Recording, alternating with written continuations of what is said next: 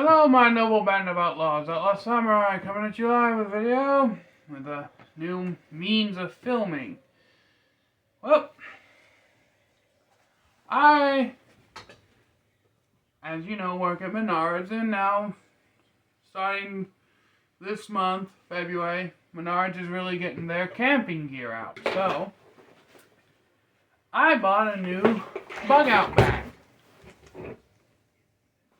Knock over my Mountain Dew. Yes, these are salt stains from my sweat. I got to early out today because we were slow. Here is the OG bug out bag. I am kind of sad to kind of replace the old girl, but this just has more room and more everything for all the gear that's in here, and it would be easier to get to things. And I really don't make these bug out bags with the idea. Don't know why the hell there's this red thing.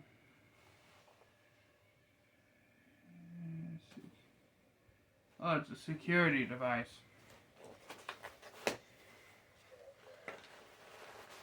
I don't make my bug out bags for 1-2 days. Nah, I make these for if I want to go out for a week or two, or literally if I really wanted to do overnight shit. I don't believe, sorry about that, I had to help my uncle or something. But in any case, I don't make these for 1-2 days. If I'm going to make a bug out or a survival bag, it's going to be basically built to do a week's worth of shit. And this has a whole crap ton of pockets and such and storage. And look at this thing. Look at how big this is. Here's the product tag. Outdoor Products Frame Backpack. Yeah, this thing actually has metal supports in it. It has a reservoir, 2 to 3 liter. Yeah, it has a thing in the back for water somewhere on here. Oh, right here, it has like an H2O thing. Yeah, I hardly doubt I will ever actually use that, considering I will most likely have a water bottle with me. Aluminum strays drawstring. Yeah, the drawstring is under the flap. Multi-day adventure pack. This is the features. Top hood includes 2 easy access pockets, side compression straps, padded shoulder straps with adjustable sternum strap, padded hip belt. Here's the hip belt.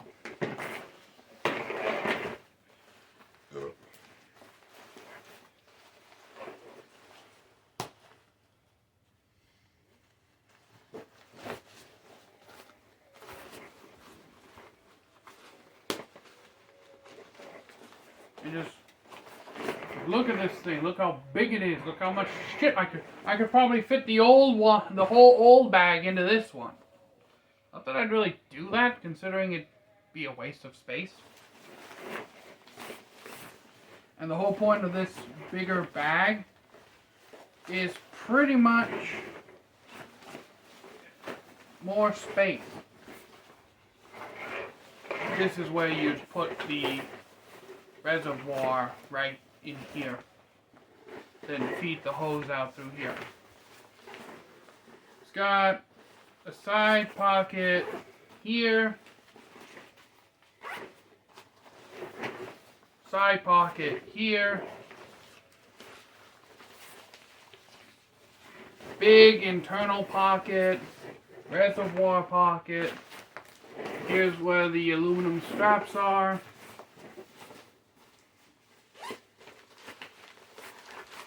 It's got a little pocket up here.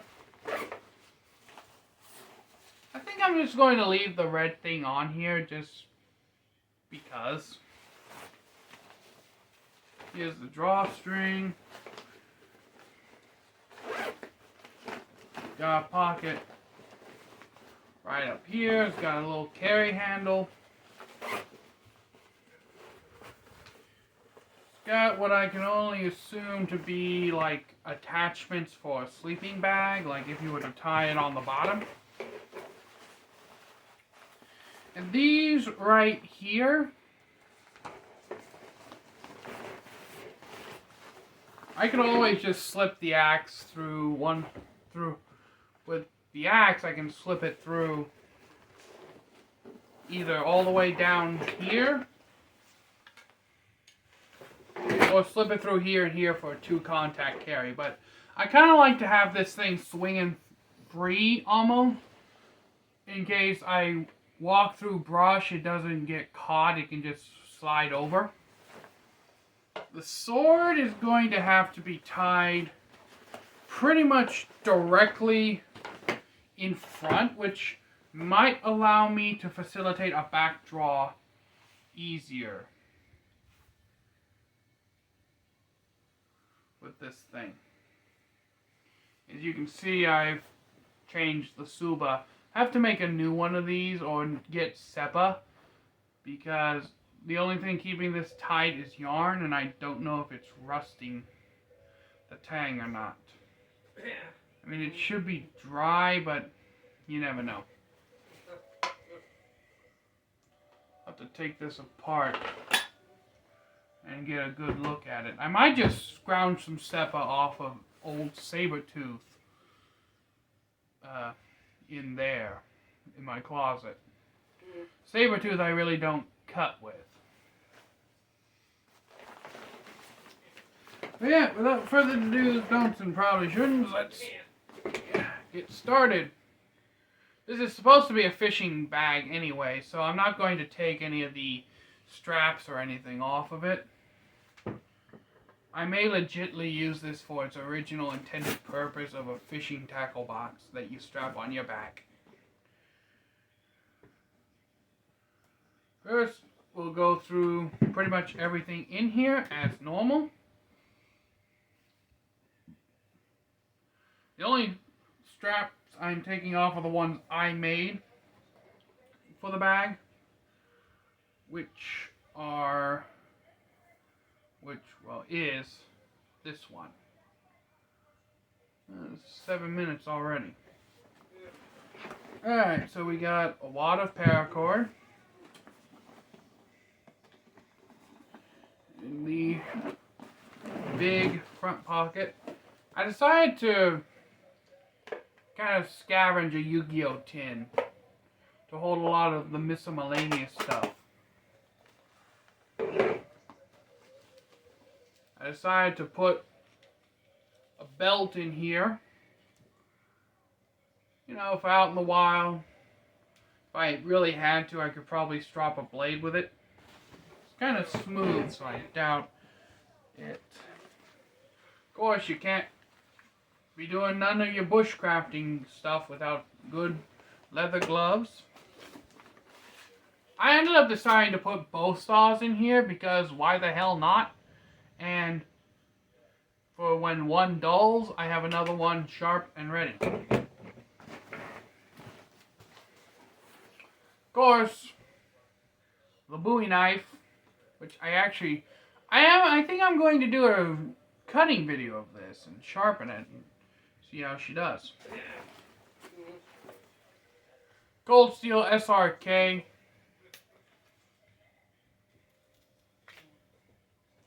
That I stripped the paint off of.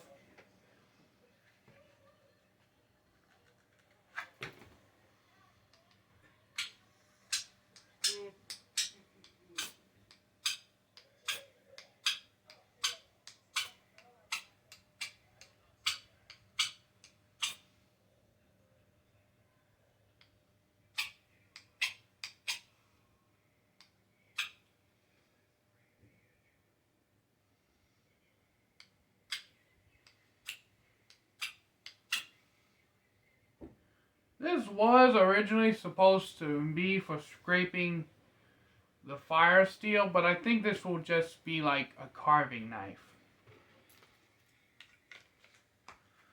Now, a lot of people may criticize me for having a Bowie knife, a sword, an axe, and a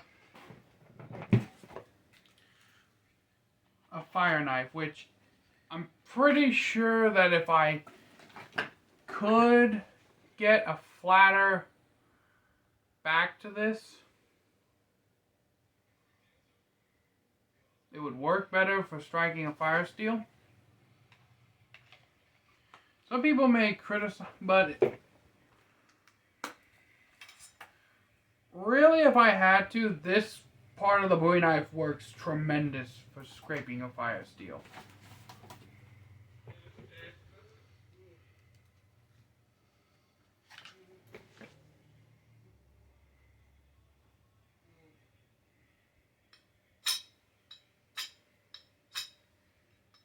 Well, it did.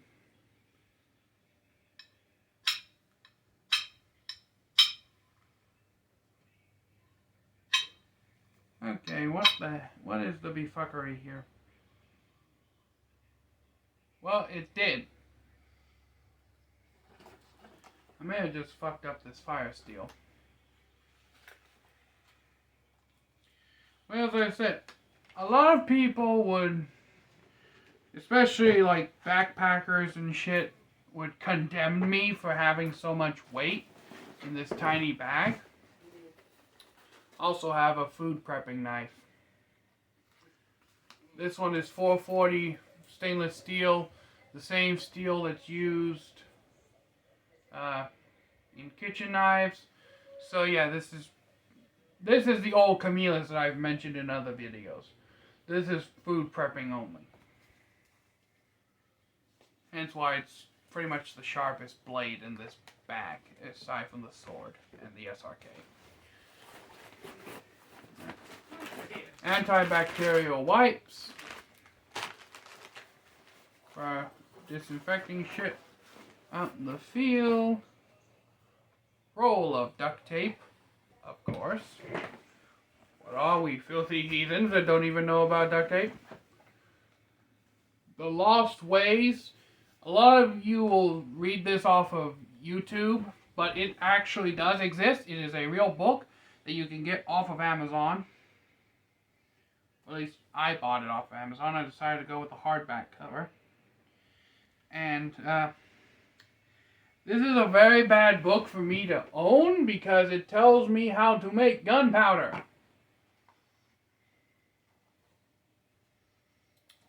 So, yeah, and build all kinds of different fires and shelters, and gives you a list of what's edible and what's not in the forest.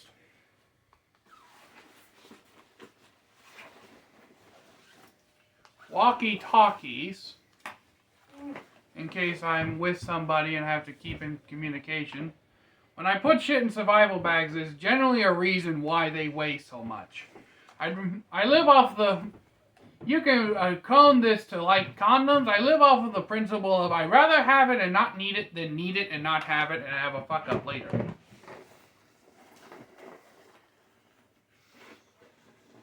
And let's see what else.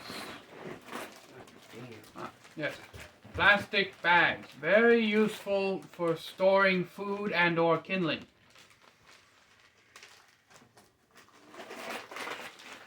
Zip ties. There's actually a story behind why these are in here. And it is when I almost cut my damn hand off with an axe. I was making a DIY tarp tent, and I was trying to fix a peg to go in the ground, and the axe slipped and cut my hand open. 3 stitches, true story. I have the scar on my left hand to prove it.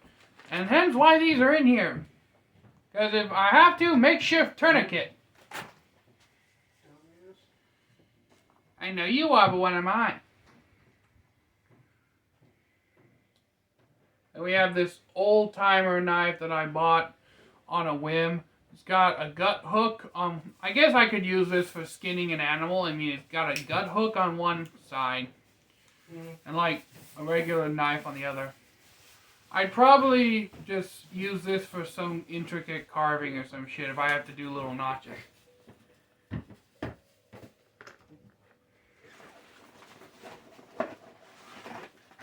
Bleed stop.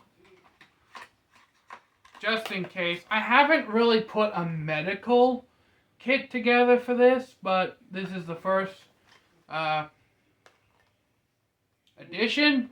Bleed stop in case shit happens and I need to shove something into a hole on my body that shouldn't be there. Black electrical tape, because obviously we hillbilly, we redneck, we gotta have tape.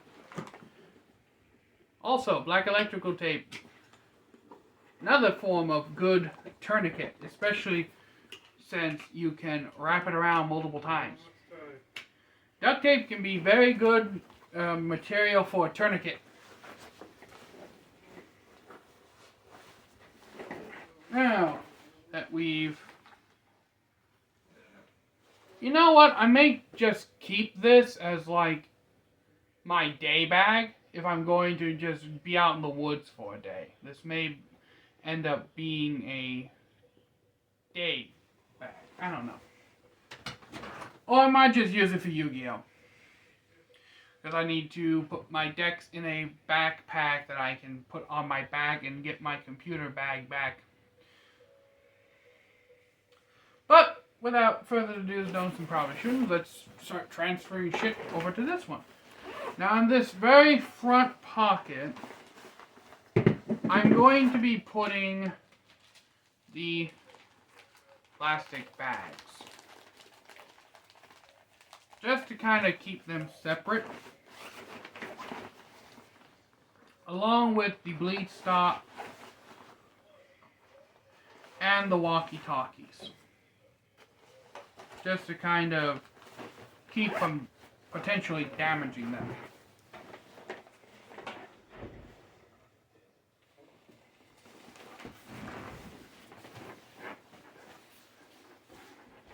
In the main bag itself, in this top pocket will go the black electrical tape, the mini knife,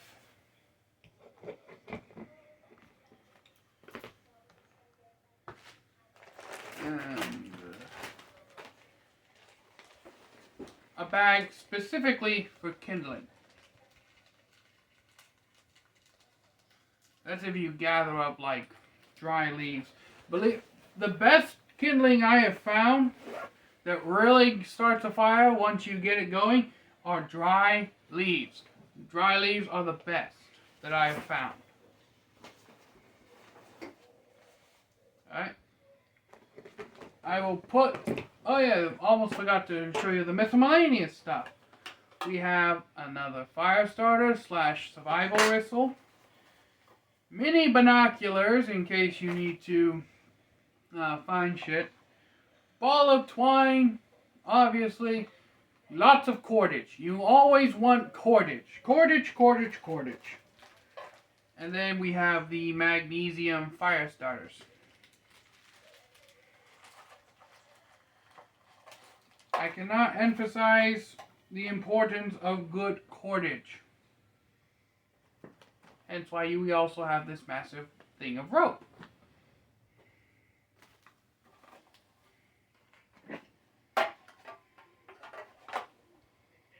Because the last thing you want to do is be out in the wild, or I guess not wild considering I'm from Indiana, but the last thing you want is to be out in the wilderness and need to tie something up and you don't have enough cordage. I will save these for last. The Lost Ways will go in the main big pocket as well, along with this mound of paracord, the duct tape, the belt,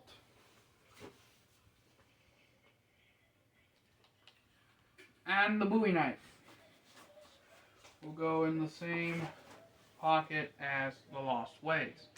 The antibacterial wipes will go in the main pocket as well. And then, taking advantage of the fact that I have these side pockets, too long to fit in the side pocket. Good. I'll put the saws in the side pocket. Lanyard makes it just barely too long. Okay, so one saw will go in each side pocket because the lanyard made it a little too big to get both of them into one.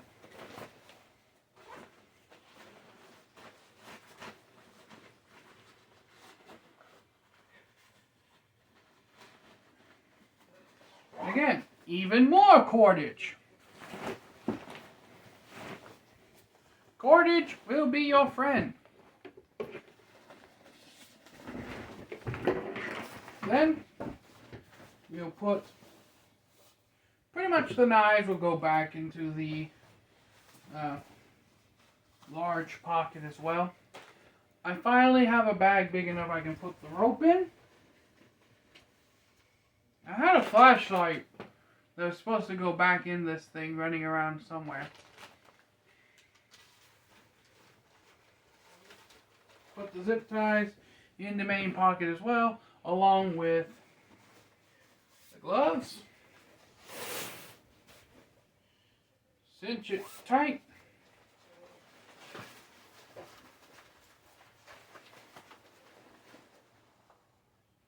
Then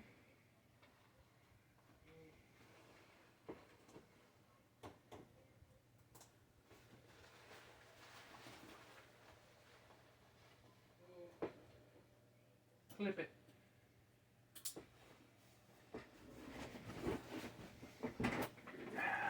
There you have it.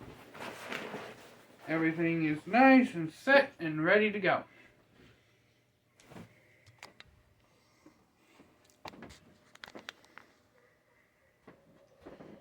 Well, except for a couple of things. The sword and the axe. Now, I could take advantage of having the Koigata. At least I hope that's the Koigata and not this down here. I'm not an aficionado on the terms of the Saya as much as I am with the rest of the blade.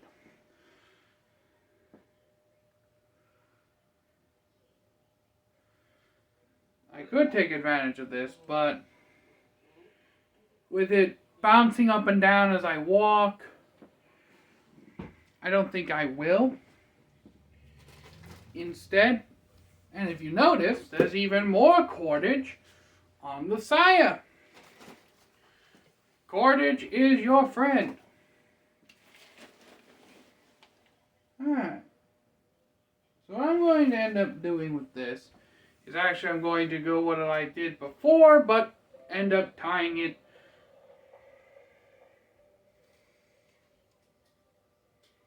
Yeah, end up tying it like I had it before.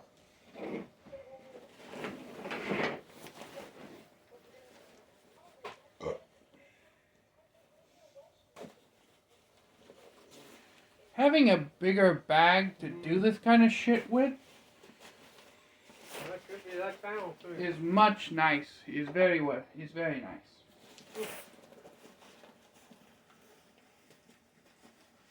I can get right up here. And the reason they put these sections on bags is actually for you to tie shit to the bag right here.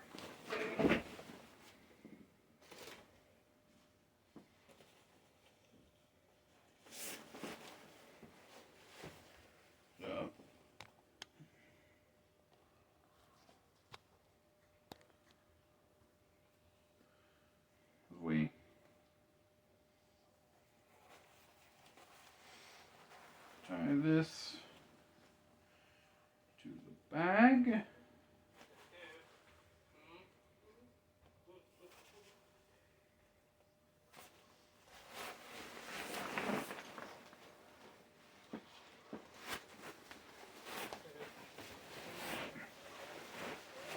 And with said bag, it's actually quite comfortable.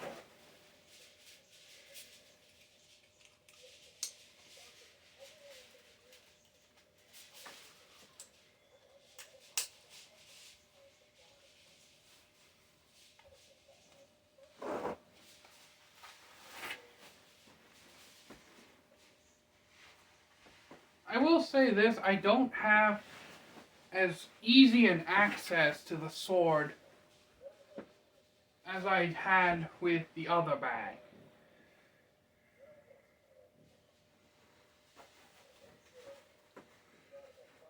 However,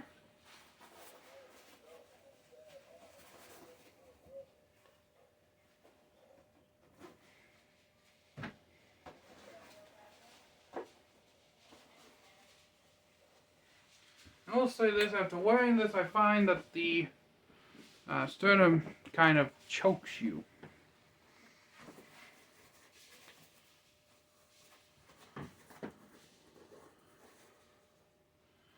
That's what I was looking for.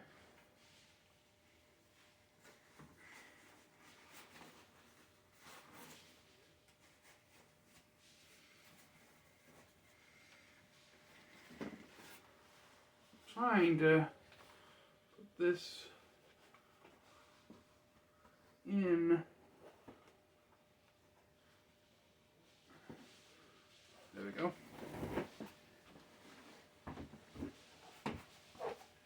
I will say this, getting to the axe is far easier with these little loops on the bottom. Because I can still let the axe kind of hang free, but it's still within, like, if I needed to get to it, kind of easiness. And honestly, it's almost like sheathing a sword.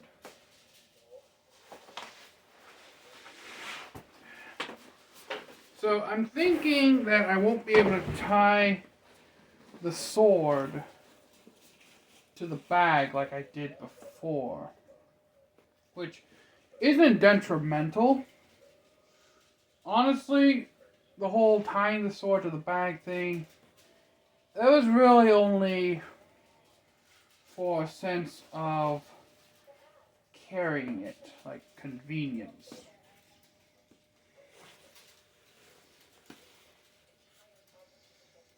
This is going to turn into a long video. This is going to be a long one. Forget snack and drink. This is going to be a meal warning. Sit down for a meal as you watch this. Alright. Strap out. And honestly, with this setup, it does put the sword within reach, and if I really had to draw this fast, it can facilitate that since of the short blade. Though I'd really prefer it down lower. And I guess that's where the belt can come in, like I can carry it like this. Because I can carry the sword like this, no problem. Now, even draw and slash something, no problem. It's just a comfort thing. Like, this is comfortable. If I put it down by the Koiguchi, and this oversized guard kind of jabs me, but no, this is comfortable.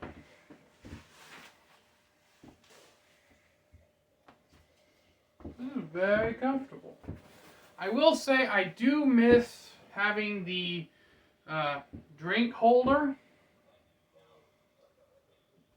but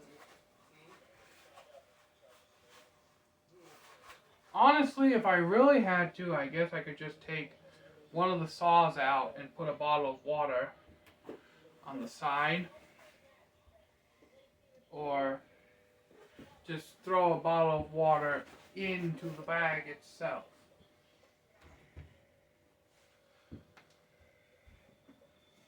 More than nothing else, just carry it. I mean, my hands are pretty much free for the most part.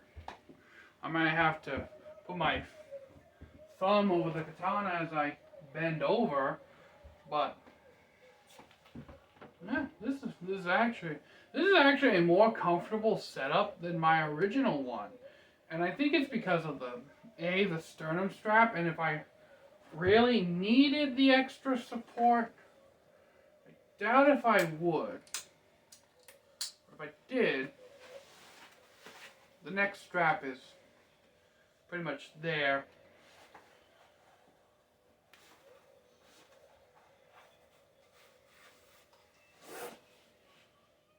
It's kind of like what the samurai did in Edo period Japan. It's just wear the sword like this.